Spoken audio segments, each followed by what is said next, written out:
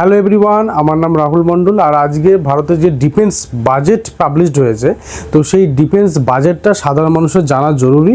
তো সেই defence বাজেটটাকে analysis করেছি, তোমরা দেখো, তো তোমাদের একটা ক্লিয়ার কনসেপ্ট হয়ে যাবে, অনেক নলেজ হবে যে ডিফেন্স বাজেটে কোন ক্ষেত্রে কত টাকা ব্যয় হচ্ছে। তো দেখো, তো 2026-27 যে ডিফেন্স বাজেট সেটা হচ্ছে কি তোমার 7.85 লাখ ক্রোর, মানে 7.85 লক্ষ কোটি টাকা।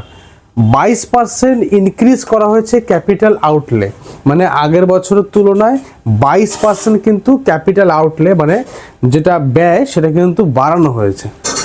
For modernisation of arm forces, মানে ভারতের যে আর্ম ফোর্সেস আছে সেই আর্ম ফোর্সের যে মডার্নাইজেশন করা হবে, মানে অত্যাধুনিক অস্ত্রশস্ত্র দিয়ে বা টেকনিক্যাল সাপোর্ট বলো বা অত্যাধুনিক ভেহিকেল সাপোর্ট বলো, সেইগুলো দিয়ে সাজানো হবে।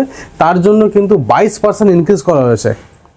তারপরে আমরা আসছি, দেখো, 14.67% of the total expenditure budget, মানে টোটাল যে বাজেট পাবলিশ করা হয়েছে ভারতের, সেই ভারতের টোটাল বাজেটের 14.67% হচ্ছে কিন্তু এই ডিফেন্স বাজেট, যেটা কিন্তু সব থেকে বেশি, মানে যতগুলি মিনিস্ট্রি আছে তার মধ্যে কিন্তু সব থেকে বেশি বাজেট অ্যালোকেশন হয় কিন্তু শুধুমাত্র এই ডিফেন্স বাজেটে, যেটা হচ্ছে 14.67%।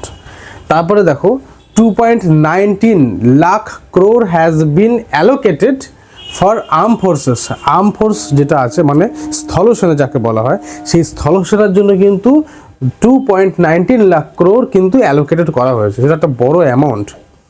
আর 63,733 মানে 63,733 crore has bin set aside for aircraft and arrow engines, মানে এয়ারক্রাফট যেগুলো পারচেস করা হবে সেই পারপাসে, মানে 63,000 আশেপাশে কিন্তু ওটা অ্যালোকেশন করা হয়েছে। তারপরে দেখো, 25,023 crore has been allocated for naval fleet, মানে নেভির জন্য যে ফ্লিটগুলো প্রয়োজন হবে সেই ফ্লিটগুলো পারচেস বলো বা সেটার মডার্নাইজেশন বলো, সেই পারপাসে কিন্তু 25,000 কোটি টাকার কাছাকাছি কিন্তু অ্যালোকেশন করা হয়েছে।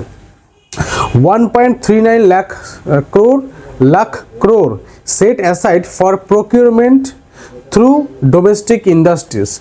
এই যে 1.39 লক্ষ কোটি টাকা কিন্তু যে ডোমেস্টিক ইন্ডাস্ট্রি তাদের থেকে কিন্তু, মানে ডোমেস্টিক ইন্ডাস্ট্রি মানে ভারতের ভেতরের যে ডিফেন্স ইন্ডাস্ট্রিগুলো আছে তাদের থেকে বিভিন্ন যে অস্ত্রশস্ত্র বলো বা যুদ্ধের ট্যাঙ্ক বলো বা বিভিন্ন যে সমস্ত ইকুইপমেন্ট যুদ্ধের জন্য প্রয়োজনীয় সেই জিনিসগুলো পারচেস করার জন্য কিন্তু 1.39 লাখ ক্রোর কিন্তু সেটেলমেন্ট করা হয়েছে।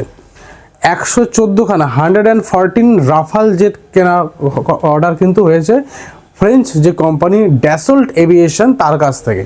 তো রাফালের যে কি ভূমিকা রয়েছে সেটা কিন্তু আমার অপারেশন সিন্দুরের সময় আমরা অনেকেই জানি। তো এইটা হচ্ছে কিন্তু একটা ডিফেন্স বাজেটের একটা মানে ব্রিফ ভার্সন আমি তোমাদের তুলে ধরলাম। তো তোমরা আশা করি একটা নলেজ হয়ে গেল যে ভারতের কোন কোথায় কোথায় কত অ্যালোকেশন হয়েছে। তো যদি ভালো লেগে থাকে তাহলে অবশ্যই লাইক, শেয়ার এবং সাবস্ক্রাইব করো, পাশে থেকো। আর এরকমই আরও ইন্টারেস্টিং দেশের জন্য ভিডিও নিয়ে আসবো।